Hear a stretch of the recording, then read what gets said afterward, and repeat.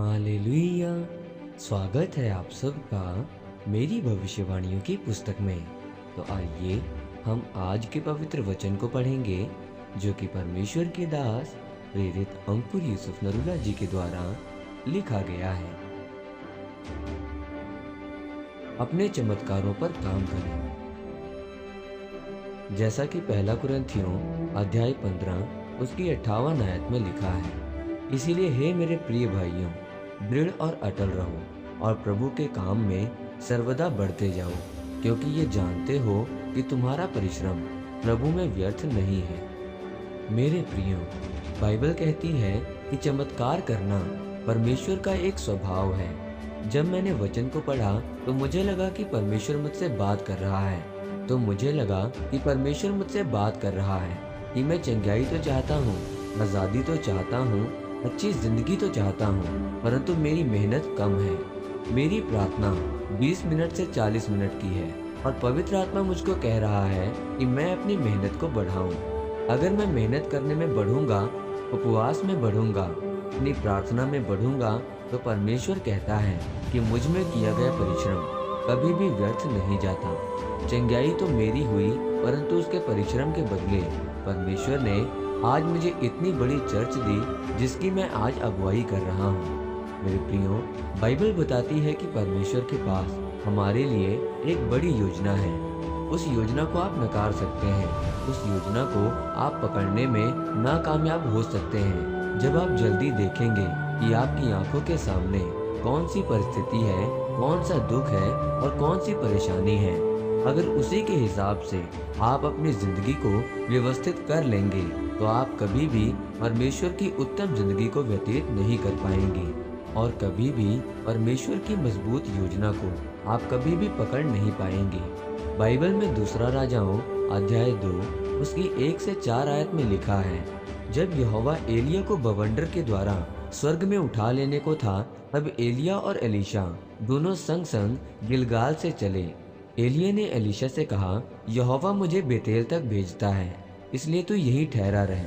Elisha ने कहा, यहोवा के और तेरे जीवन की शपथ, मैं तुझे नहीं छोड़ने का। इसीलिए वो बेतेल को चले गए और बेतेलवासी भविष्यद्वक्ताओं के चेले एलीशा के पास आकर कहने लगे, क्या तुझे मालूम है कि आज यहोवा तेरे स्वामी को तेरे ऊपर से उठा लेने पर है? उसने कहा, हाँ मुझे मालूम है, तुम चुप रहो। और एलिया ने उससे कहा, हे एलीशा, यहोवा तुझे यरीहो को भेजता है, इसीलिए तू यहीं ठहरा रहे। उसने कहा, यहोवा की और तेरे जीवन की शपथ, मैं तुझे नहीं छोड़ने का। और वो यरीहो को आए। इस वचन के अनुसार एलिया एलीशा को बार बार बोल रहा था कि तू पीछे हट जा, सेनाओं का यहोवा मुझे उठा लेने को है, परंतु एलीशा बार बार उसे मना कर रहा था। और जो भविष्यद्वक्ताओं के दूसरे चेले थे वो दूर खड़े देख रहे थे।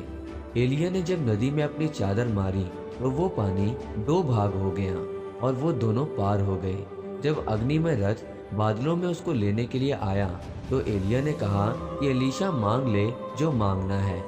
एलीशा ने एलिया को कहा कि मुझे दुगना अभिषेक दे, और एलिया ने कहा, तूने बहुत कठिन बात कह दी है। और एलिया ने ऊपर जाते समय कहा कि अगर तू मुझे ऊपर तक जाते देखता रहा तो अवश्य तेरे लिए हो जाएगा। एलिया के पास वरदान थे, इसलिए वो चमत्कारों को कर पाया। ऊपर जाते समय उसने एलीशा पर अपनी चादर डाल दी। इस तरह वो दुगने अभिषेक से भर गया, क्योंकि वो पवित्रता के साथ और डर के साथ एलिया की सेवा करता था। उसने जितना परिश्रम किया था, परमेश्वर ने उसको दुगना वापस दिया। परमेश्वर जो आपके द्वारा चमत्कार करता है, उसे आपको अमल करना है, क्योंकि प्रभु ने आपको चुना है। आपको उसके साथ पूरी खराई से चलना है। आपको भी एलीशा की तरह सिद्ध बनना है। उसने अपने परिश्रम को सिद्ध किया अपने अगुए के अधीन रहकर, वैसे ही आज आपको भी अपने परिश्रम को सिद्ध करना है। आमीन।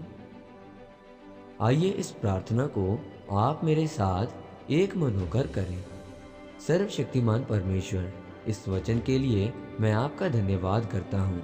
मैं प्रार्थना करता हूँ कि आपने जो मेरी जिंदगी में चमत्कार किए उनको मैं कभी भी भूल ना सकूं, और आपके वचन, प्रार्थना और उपवास में हमेशा लगा रहूंगा। प्रभु यीशु मसीह के नाम में, आमीन। परमेश्वर आप सबको आज के वचन के ऊपर मनन करने के द्वारा आशीषित करें। आमीन।